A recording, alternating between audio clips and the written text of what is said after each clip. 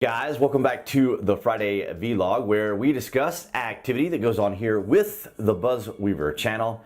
That includes things like current events, headlines that are in the news, social media, technology, and items of interest that come up during the week that kind of spark my interest that I want to share with you guys to kind of give you kind of a current events type of news vlog or vlog, as the kids often say.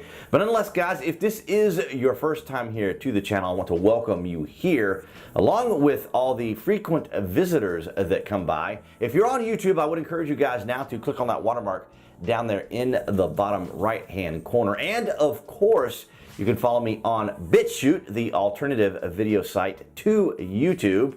I will leave a link down in the published section if you guys aren't familiar with BitChute. But if you are familiar with BitChute, make sure you give me a follow there as well. In gaming news, we are now a week into the release of Call of Duty Modern Warfare, and I do have an impressions video for you guys up here in the top right-hand corner. The development team there at Infinity Ward have put out some patches and some updates since the launch, and of course we are anticipating some additional changes and adjustments to the game that players are still kind of concerned about and would like to see addressed. So hopefully Activision will get on board with that sooner than later. Also in gaming news, out of DICE Battlefield 5, we had a huge, gigantic patch update on Tuesday of this week in anticipation of the factions of the United States and Japan, which will be released this week on Thursday. As of this recording, of course, it's on Wednesday, so tomorrow it's when that'll be released, and I'm looking forward to it. We were able to play some of the newer, or at least we were able to play the updates and stuff last night, so I'm looking forward to that as well. But nonetheless, you can check out the information concerning Call of Duty in the top right-hand corner. Chick-fil-A is a delightful chicken sandwich shop, and if you direct your attention right over there to the right, 10 miles in that direction is where the Cathy family live. Now, Chick-fil-A is iconic here in Metro Atlanta. We have the original Dwarf House, the original Chick-fil-A restaurant. We have two sit-down restaurants known as Truett's, and we have one called the Luau, which is a Hawaiian-themed restaurant, and it has been the center of controversy, that is Chick-fil-A, since essentially, I guess, since President Trump has been elected, because the cancel culture and the outrage mob always has to have a target to pursue and inject, of course, their particular ideologies, philosophies, morals, ethics, and worldview. And I want to read from an article. Soon after opening, October the 10th, Chick-fil-A's restaurant at the Oracle Mall in Reading, a town in Berkshire, that would be in the UK, announced it will close after its 6 months lease expires, according to the BBC, with the mall saying in a statement it was the right thing to do. The suburban eatery faced protests from activists who took issue with the company's track record on LGBTQ rights. Prior to the closure announcement, Reading Pride, a local LGBTQ advocacy group, said it was staunchly opposed to the restaurant opening in the UK and certainly in Reading. The change ethos and moral stance goes completely against our values and that of the UK, as we are a progressive country that has legalized same-sex marriage for years and strives towards equality. Its statement read, "We respect everyone's freedom to eat where they choose. However, we ask the LGBT community, including allies, to boycott the chain in Reading." Now, there is a saying that I have. Now, it's important to note here that I have many friends on the left. A few handful of them are progressives. And there is an ideology, a philosophy, a mantra that I often use, and that is that the left does not hold itself to the same standards they expect from everyone else. So here we have a clear example of individuals assigning themselves as the moral arbiters because they perceive themselves as having good intentions and, of course, as they say here, stride towards equality with the qualifier in their statement, however, right? However, which basically means that as long as you agree with us, then you can have whatever restaurant and ideology and philosophy and worldview, as long as it fits within the parameters that we agree to, then you too can express your freedom. But apparently, if you have a sandwich shop in the Oracle Mall in Reading and you happen to profess or have donated to, I'm gonna go into that. Let me before I interrupt myself here in my cynicism and sarcastic behavior here. So let me kind of give you guys an idea of what's going on here, what the actual issue is, in case you guys were wondering. In 2012, the chicken chain set off a massive wave of backlash after CEO Dan Cathy, that's Truett's son, said the company supported the biblical definition of the family unit, calling it prideful and arrogant for individuals to define marriage.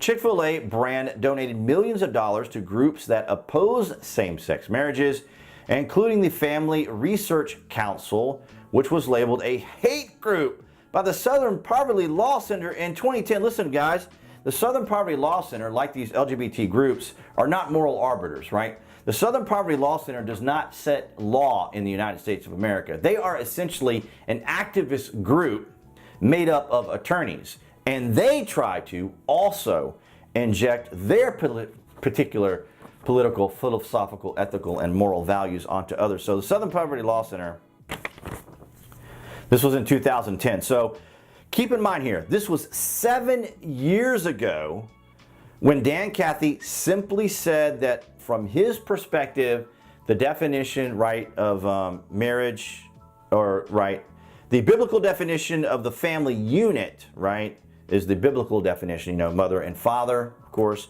And how is that even remotely offensive to anybody? I totally understand giving people the understanding that everyone wants to be recognized, valued, appreciated, and have the freedoms and abilities. It's so amazing, isn't it? Because as I just said a minute ago, liberals do not hold themselves to the same standards they expect from everyone else. So in other words, the rules apply to thee, but not to me. So they can make these really rather sweeping statements. But anyway, Chick-fil-A ceased its donations to all political groups and those organizing against the LGBT rights in 2012. 7 years ago, Chick-fil-A, in this one particular time, has now stopped donating to these particular groups, or the Family Research Council specifically, and now makes its charitable donations throughout the Chick-fil-A Foundation. So, however, the chicken chain's donations to two major organizations, the Fellowship of Christian Athletes and the Salvation Army, continue to draw criticism. Now, I don't know why there would be any criticism from the Christian Athletes, and the Salvation Army would draw criticism, but it doesn't matter. You're going to draw criticism nonetheless, because they see this as a target. Chick-fil-A is a target of these individuals. And here's the thing to remember here. Chick-fil-A is not funding groups or activist groups that go out and affect the LGBTQ community. They don't have people dressed in black that are attacking people that they perceive to be gay. They don't have people out blocking traffic or disrupting business, or all the different protesting and banning and other things. You haven't seen Chick-fil-A call for any type of action against the LGBT whatsoever, unlike many of these individuals in their particular political groups who do go out and attack people and block traffic and disrupt and ban and block and create a great deal of nuisance and menace to cities. So here you have it, ladies and gentlemen. You have an organization who may be perhaps a group or a small group of the LGBTQ, because of course the LGBTQ here in Atlanta, as far as I'm aware of, here in Midtown and stuff, they love Chick-fil-A. They don't have any particular issues, and there might be a few fringe of them that do kind of protest and so forth. But here you have it, lords and ladies out of the United Kingdom. You can see the article. I'll put it down in the published section below there so you guys can check it out. But I like Chick-fil-A. I enjoyed it. I went there and had lunch yesterday. One of the most sought after radical Islamic terrorists outside of Osama bin Laden was Bakr al-Baghdadi. Now, the reason I mention this is because it seems pretty straightforward that the United States military was able to take down one of the most sought after radical Islamic terrorist Abu Bakr al-Baghdadi. And of course, the little dog that's part of the operations team there was also being hailed as a hero and has been paraded around on social media. And of course, the mainstream media cannot go a single day. They cannot, ladies and gentlemen, the mainstream media in the United States cannot, within their own volition, within their own willpower, do any news story that is remotely positive towards the president of the United States. Now, it's a bit hyperbolic, of course, but nonetheless, the Washington Post, incidentally, as I go off on a tangent here, the Washington Post was being sued by the Covington kids. Do you remember them? Nicholas Sandmann, who was there with his MAGA hat and his fellow Christian students there from the school, and they were approached by Nathan Phillips, the Native American, beating his drum. And of course, the narrative was that these kids were all interfering with and harassing this innocent veteran Native American Nathan Phillips. And they were sitting there shouting, "Build the wall," and MAGA, and this, that, and the other. None of that actually happened.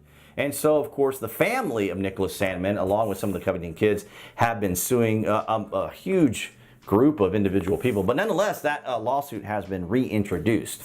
So I'm quite excited and enthusiastic about that fact. Justice from the Washington, or justice towards the Washington Post. So let's read here now. The Washington Post is facing backlash after a headline characterized the Islamic State leader who was killed in the U.S. raid over the weekend as an austere religious scholar. The headline was quickly changed, but critics say it sugarcoated the terror inflicted by Abu Bakr al-Baghdadi. President Trump announced Sunday morning that al-Baghdadi was killed when he detonated a vest he was wearing after being cornered by U.S. forces on Saturday evening. The Post article says that when al-Baghdadi first rose as a leader of ISIS, he was a relatively unheard of, austere, religious scholar with wireframe glasses and no known aptitude for fighting and killing. But he was. And the Washington Post, as well as the mainstream media, have set aside professional journalism, have set aside ethics, have set aside any sort of principles and common sense, because their directive, their motive, their intention, their crusade is to bring down a sitting president. The Democrats are in a schism right now. They have no particular candidate that is creating enthusiasm or even the rock star type enthusiasm that President Trump is able to produce. And as we have seen, Hillary Clinton is out on a book tour, putting out feelers to kind of see, you know, if there's something out there. Is there people clamoring to have her run and this, that, and the other? And it kind of reminds me very much of Bill Clinton when he said he wasn't going to run for president. So basically, the way this could potentially unfold for you guys is this. Hillary Clinton is putting out feelers to kind of see what the people are saying.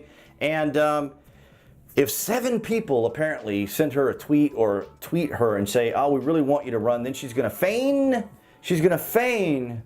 that the people want her to run for president, and that's what she's going to end up doing. Perhaps. We don't know. It's probably unlikely. But at this point, it is probable that it could happen. And that goes to show you right there that the Democrats do not have a galvanizing figure. They don't have someone that the people can be enthusiastic about. And so right now, they have to resort to partisan attacks against the president. They have to paint the president as a one-dimensional villain, orange man bad. That is their platform. That is the Democratic platform in the United States of America. Orange man bad, don't vote for him. Vote for anybody but President Trump. Now, I should probably go ahead and wrap this up, as I'm going off on a tangent today, guys. I have no idea why. And it's particularly yellow in the video today because it is overcast here in South Metro Atlanta, where we enjoy Chick-fil-A sandwiches. But nonetheless, guys, I will put a link to this particular egregious act, unprecedented nonsense for the mainstream media. Put a link down there for you guys in the Publish section. All right, guys, so that's going to wrap it up for this Friday vlog. I have no idea where I got the additional energy, cynicism, and sarcasm for this video this week, but nonetheless, guys, Great news if you're a gamer, as well as if you're just generally interested in some of the nonsense that seems to happen here in the United States from time to time and where the attention is being directed. But guys, I want to go ahead and direct your attention to that like button and would encourage you guys to click on that right now as we are talking about it to help support the channel and, of course, the obligatory channel icon appearing right there on the screen. I have no idea why I have to animate that and actually point to it on the screen. But nonetheless, guys, go ahead and click on that to subscribe along with notifications. That way you guys right there behind the camera will know when the videos are released along with BitChute, guys. Be sure to follow me there. And I'll see you guys right there behind the camera next Friday.